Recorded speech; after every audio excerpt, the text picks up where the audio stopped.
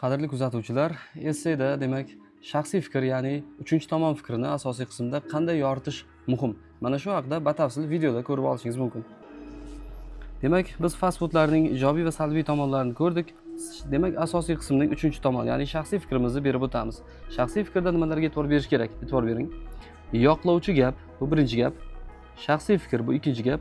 Argument, ya'ni o'sha sabab uchinchi gap va dalil bu yerda ham mavjud to'rtinchi gap. Endi argumentni dalildan ajratib olishimiz kerak albatta. Shaxsiy fikr nima haqida ketish kerak? Demak, yoqlovchi gap nima haqida ketish kerak? Buni sekinlik bilan ko'rib o'tamiz. Yoqlovchi gapni yashil bilan berganmiz. Bu mana shu o'rinda aytish joizki, kirish so'zi bilan boshladik. Ushbu masalada har ikki tomonning ham fikrlarida ma'lum darajada haqiqat bor. Demak, u tomonni ham, ya'ni birinchi tomon fast foodning zararini aytuvchilarni ham, fast foodning foydasini aytuvchilarni ham ma'lum darajada demak saqlab qoldik va shaxsiy fikrga o'tdik. Bizningcha yoki mening fikrimcha deb ishlatsak ham bo'laveradi bu yerda.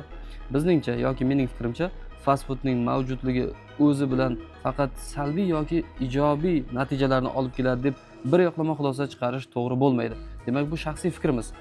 Demak, sizning xayolingizda, sizning demak fikrlash tarzingizda shaxsiy fikr nima qarorga kelishingizga bog'liq albatta. Bu qaysidir qonuniyat, qaysidir hisob-kitob bilan qilinmaydi. Demak, o'zingizning fikringiz haqiqatda shaxsiy fikringiz yozasiz. Bu xatomi, to'g'rimi? Bu matematika emas, 2 × 2 4 bo'lish shart emas bu yerda. Xullas, uchinchisi argument sababni keltirib o'tyapmiz mana. Bir tomondan u haqiqatdan ham vaqt tanqis sharoitda qulay yechim bo'lishi mumkin. Biroq ikkinchi tomondan uni doimiy ovqatlanish odatiga aylantirish inson salomatligi uchun jiddiy xavf tug'diradi. Demak, bu argumentda biz uning foydasini, vaqt tig'iz paytdagi foydasini va insonning salomatligiga doimiy tarzda kichik zararlar tug'dirishini yozib o'tdik. Va dalil sifatida mana to'rtinchisi nima? Kumush rangda beryapmiz. Masalan, haftada 1-2 marta tezkor ovqatlanish katta muammo bo'lmasligi mumkin, ammo bu holat kundalik odatga aylansa, vaqt o'tib turli kasalliklar paydo bo'lish ehtimoli ortadi. Shuning uchun muammo fast foodning o'zida emas, balki undan qanday va qanchalik me'yorda foydalanishda deb hisoblayman deb, demak shaxsiy fikringizni yakunlab qo'yaverasiz. Va aynan xulosa qismiga e'tibor berasiz. Xulosa qismida bu yerda shunday bir ma'lumot berib o'tilgan. Xo'p, umumlashtiruvchi gap 3 ga bo'lamiz xulosa qismini. Yechim va xulosa qismida taklif sifatida berib o'tyapmiz. Yechim va taklif. Xo'p.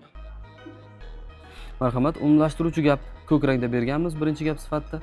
Xulosa qilib aytganda, mana shu jumla bilan boshlashingiz to'g'ri hisoblanadi. Vergul. Fast foodning ham ijobiy ham salbiy tomonlari mavjud. U bir tomondan qulaylik va vaqt tejamkorligini ta'minlasa, ikkinchi tomondan salomatlik uchun jiddiy xavf tug'dirishi mumkin. Demak, bu umumlashtirib oldik gapni. Endi yechim beryapmiz. Demak, xulosada yechim berilishi shart.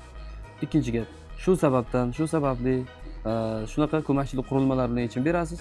Eng to'g'ri yechim fast foodni asosiy ovqatlanish manbaiga aylantirmasdan, undan faqat zarurat tug'ilganda va me'yorida foydalanishdir. Mana bu yechim bo'ldi.